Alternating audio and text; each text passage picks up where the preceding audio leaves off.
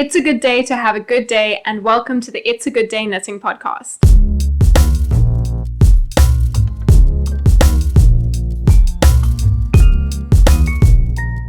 On this channel, we've got a few videos about specific topics, and then every now and then I am making some podcast episodes. Now, I don't have any uploading schedule. I'm just sort of haphazardly uploading videos as they come at the moment. If you like hanging around here, consider subscribing so that you don't miss some videos, and you can always check out my other social media pages if you'd like. Now, the podcast episodes follow the format of finished objects. We're going to discuss some works in progress, and I am trying my absolute best not to buy any yarn. This is mainly brought on by the fact that we are moving later in the year, and I really need to decrease my yarn stash because I won't be able to take it all with me. As a result, I'll be having a yarn weigh-in at the end of the video instead of yarn acquisitions, and we'll see how my yarn stash decreases in weight over the next couple of months. In terms of finished objects, I have to admit that I've been a little bit lazy recently. Not lazy in terms of the number of finished objects, but lazy in terms of making sure that they are sort of skilled finished objects. I guess that's the word for it. So I was in a very lazy mood a couple of months ago. I think that I just had too much going on between planning to move and learning how to make YouTube videos that I really wanted knitting to be a relaxing time and not to take it too seriously at that point.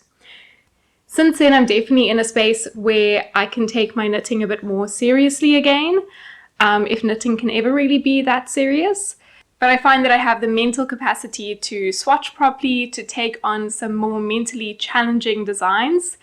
But the result of that previous laziness is that those lazy finished objects are all finished now. So you might find that some of the finished objects could be better, and I completely agree with you. But I do think that we'll have some more exciting and more skillful projects in the next couple of months. Firstly, what I'm wearing today is my Seasons cardigan by Ozetta. This version is knit up in African Expressions, Harmony and Hope, which are both beautiful South African yarns. Harmony is the worsted weight superwash merino, and then Hope is the polyamide mohair blend. So both in the color black, and this is an extremely warm piece. I love this design, and I think that Ozetta made a very nice pattern with this one. Our first finished object is my Cognac Sweater by Italia Castin. Now, this is usually quite a fitted pattern, and I think that the end result for most other people's finished object looks really polished, and it just has this really beautiful look where it looks pretty smart, and you could sort of dress it up and wear it to the office if you wanted to. And that is the look that I was going for, but I chose to make this in 2 strands of Drops Brushed Alpaca, which I think is quite a fluffy, more casual looking yarn. It doesn't have that really polished look that a mohair might have. I really thought that the alpaca and the mohair would work quite similarly to each other, and I don't have the most experience with alpaca. So I was quite surprised when the finished fabric, I can't speak English today. I was quite surprised when the finished fabric had a much stickier, sort of fluffier look, and it doesn't really hold the same structure that a mohair might hold. I think that that would all be fine if I just knitted the correct size of the sweater. Instead of knitting the size small that I was going for, I've probably got something sitting closer to a large here.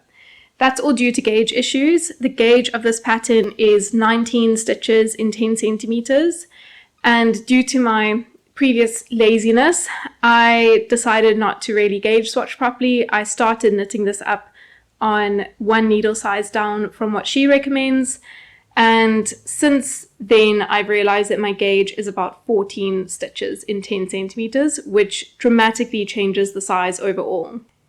This looks kind of casual and not really something that I would wear to work or wear anything more fancy. I am a bit disappointed. but I think that's just a lesson learned in terms of swatching and a lesson not to be lazy in the future.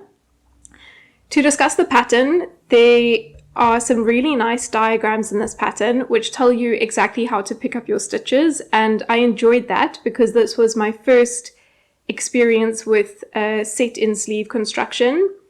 I enjoyed these sleeves a lot. What I sometimes get frustrated with when I get to the armholes is having to pick up a whole lot of stitches and having to figure out how to distribute them along the arm.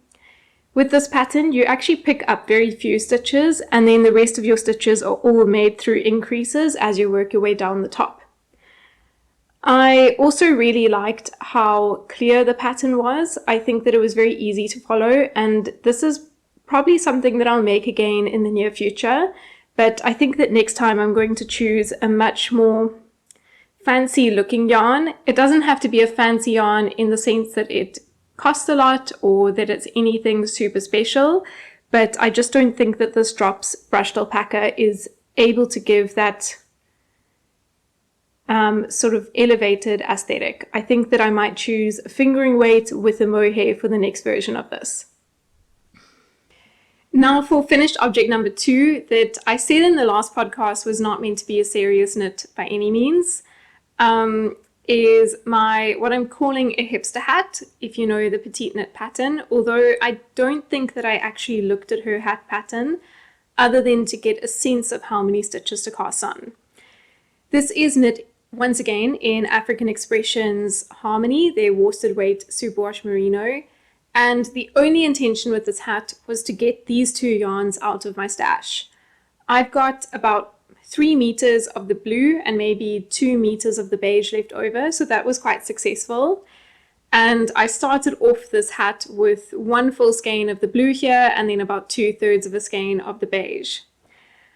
This yarn has been in my stash for about 4 years now, and I have no idea what I initially bought it for. It is a really nice yarn, but to have a single ball of the yarn was a little bit odd, and I'm not sure what I was planning when I bought it. I started off this hat with a tubular cast on. It's quite a new to me skill, doing a tubular cast on for 2x2 rib, and I think that it's got quite a nice effect. What I have noticed with this tubular rib is that, or the 2x2 tubular cast on, is that you do get slurring on the one side of your rib stitch. And this is actually something that I've picked up in other people's knits, machine knits, shopboard knits, when they have a 2x2 rib cast on.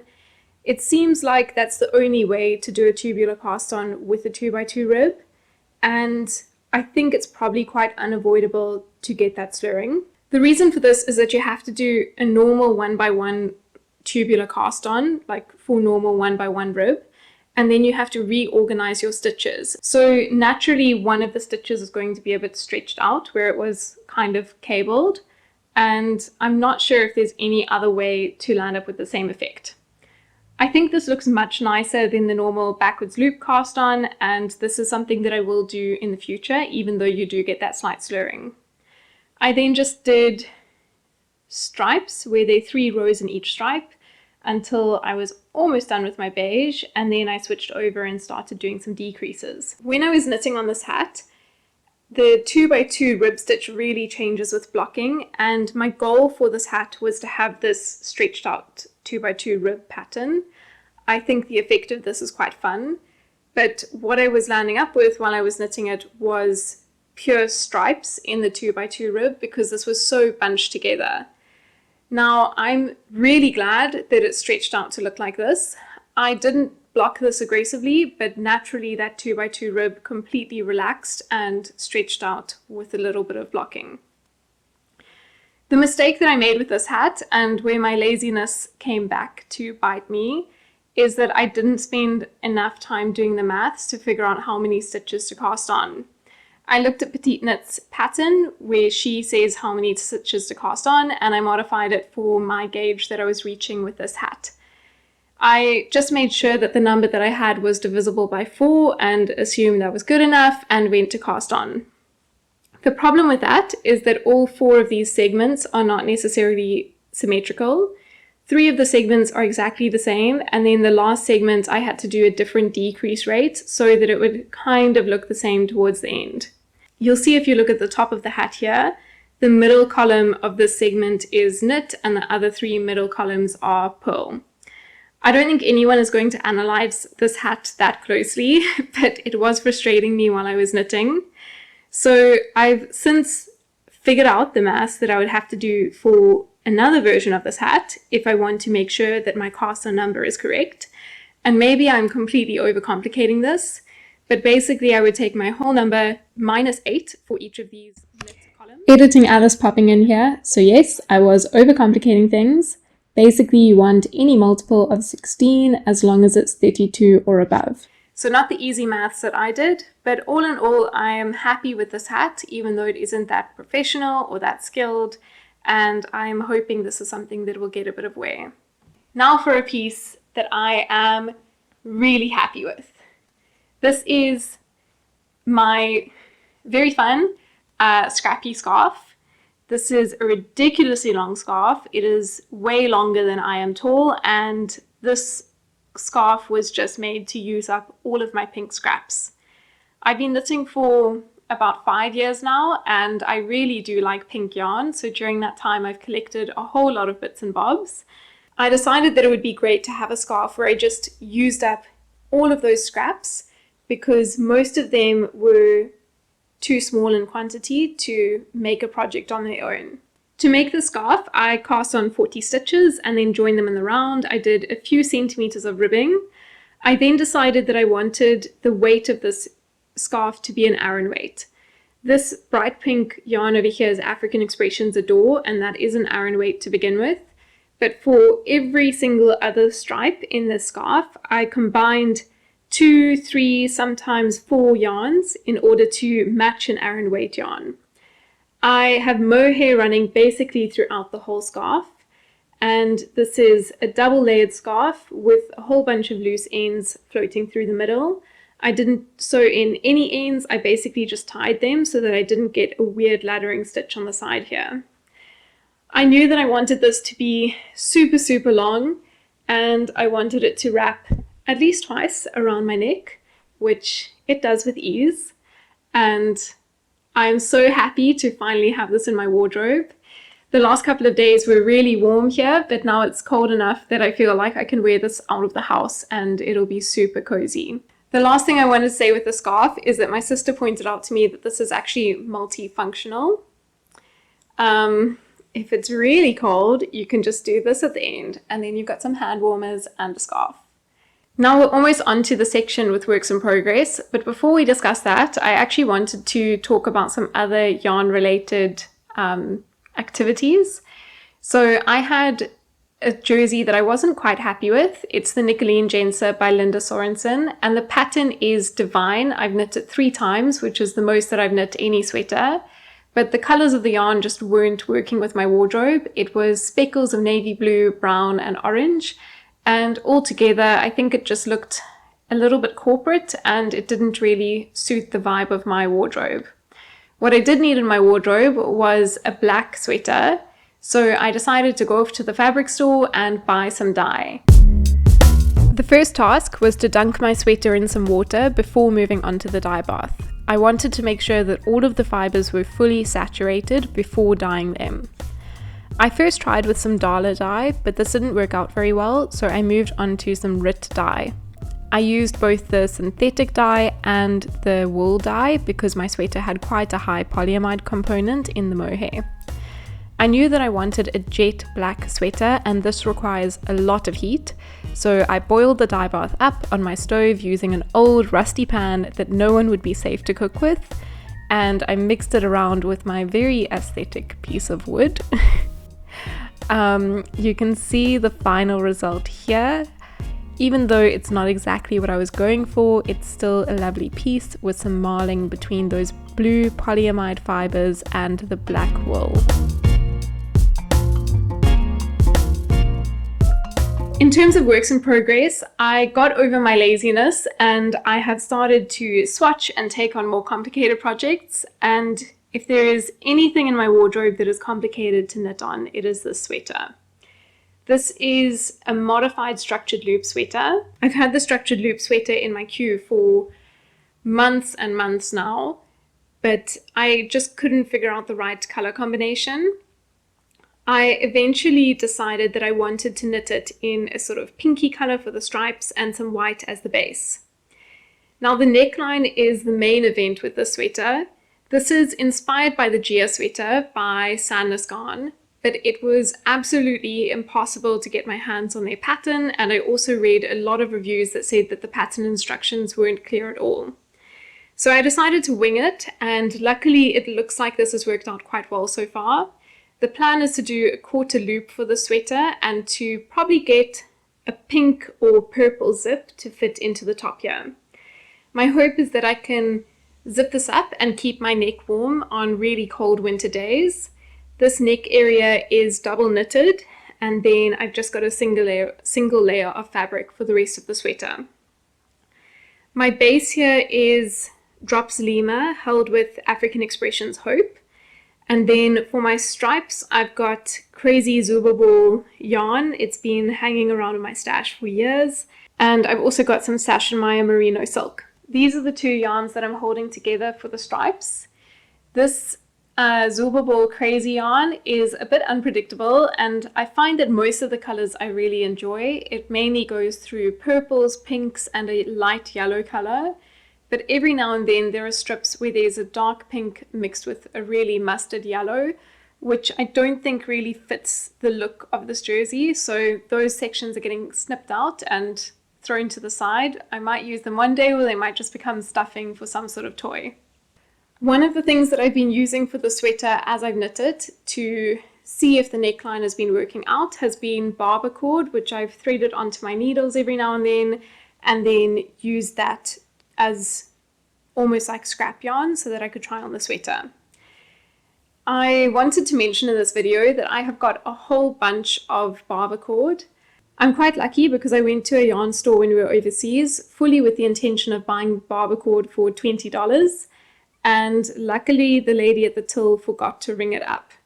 I was really disappointed when I got back home that afternoon and saw that there was no barber cord in my bag. I hadn't been charged for it, luckily, but I also wouldn't have time to go back to that yarn store, and I really struggled to find barber cord back in South Africa. I hopped online and realized that a lot of beading cord is the same as barber cord, and Amazon sold many meters of barber cord for $15 in total. So I bought it, but I have so much barber cord. Some of it's been gifted away to family and friends, and I've got some in my stash. But if you are in South Africa and you want some of this, please just send me a message. It can be on Instagram. You can drop a comment if you want, whatever you like, and we can organize for me to send you some of this. I'm not sponsored. I don't even know who would be sponsoring me. The dealer who was working on Amazon 1 year ago who sold me this, but I just thought that I have too much for my stash and I'm not going to make use of it, so I might as well share it.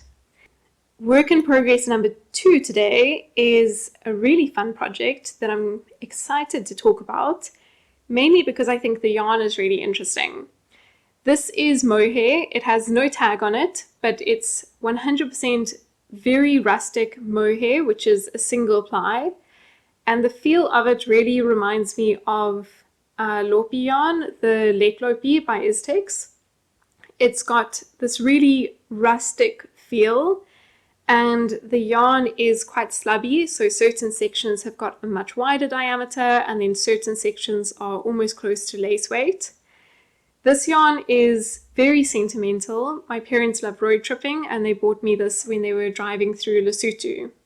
These ladies in Lesotho make lovely woven mohair blankets, and they make them in blue, red, this browny color, and they sold a skein of this yarn to my parents for me. I initially wanted to make the Augusta lace scarf with this. That scarf looks so beautiful with mohairs and looks very ethereal and otherworldly, but still quite simple to wear with an everyday outfit. Unfortunately, as I started knitting that up, I realized that with the slubbiness of this yarn and the fact that it's not that consistent of a diameter, it just looked really messy.